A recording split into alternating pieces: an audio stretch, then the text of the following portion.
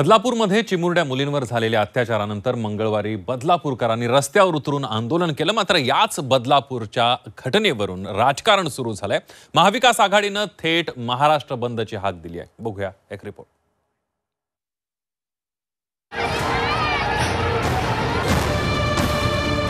बदलापुरातील आक्रोशाचं राजकारण, आंदोलन राजकीय हेतून प्रेरित, मुख्यमंत्र्यांचा आरोप। महाविकास आघाडीची 24 ऑगस्टला महाराष्ट्र बंदची हाक। मुंबईच्या शेजारी असलेल्या बदलापूरमधील घटनेमुळे संपूर्ण महाराष्ट्रात संतापाची लाट पसरली।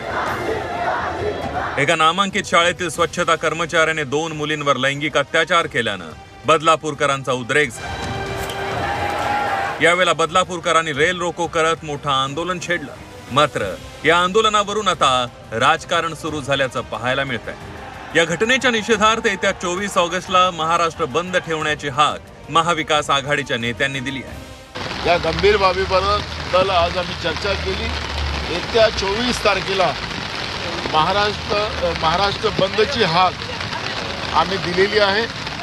त्याच्यामध्ये महाविकास आघाडीचे सगळे मित्र पक्ष आम्ही सगळेजण त्याच्यामध्ये सहभागी होणार आहोत। आज महाराष्ट्र अस्वस्थ आहे, महाराष्ट्र मनानं अस्वस्थ आहे, पेटलेलं आहे। 24 तारखेला महाराष्ट्राच्या गुन्हेगारीकरण, महिलांवर अत्याचाराविरोधात आम्ही महाराष्ट्र बंदची हाक दिलेली आहे। महाराष्ट्र बंद। दरम्यान बदलापुरात झालेलं आंदोलन राजकीय दृष्ट्या प्रेरित असल्याचा गंभीर आरोप मुख्यमंत्री शिंदेंनी केला। तर सरकार आरोपींना वाचवत असल्याचा पलटवार विरोधी पक्षनेते विजय वडेट्टीवारांनी केला। इतक्या फटाफट कधी आंदोलन जेव्हा होतं ते स्थानिक लोक असतात, इथं स्थानिक लोक हाताच्या बोटावर मोजण्या इतके होते आणि इतर ठिकाणून गाड्या भरून भरून त्या ठिकाणी आंदोलनकर्ते आले होते आणि मंत्री महोदयांनी समजून त्यांच्या सगळ्या मागण्या ज्या मागण्या होत्या त्या सगळ्या पूर्ण केल्या, तरी हटायचं काम नाव घेत नव्हते। याचा अर्थ त्यांना हे बदनाम करायचं होतं सरकारला। उत्स्फूर्त जमावाला मागवण्यासाठी महिलावर लाठीचार्ज करताय अमानुषपणे।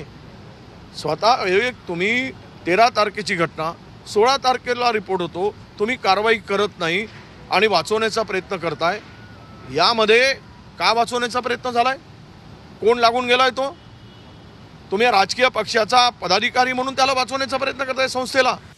शिवसेना ठाकरे गटाकडून बुधवारी बदलापुरात निषेध आंदोलन करण्यात आलं।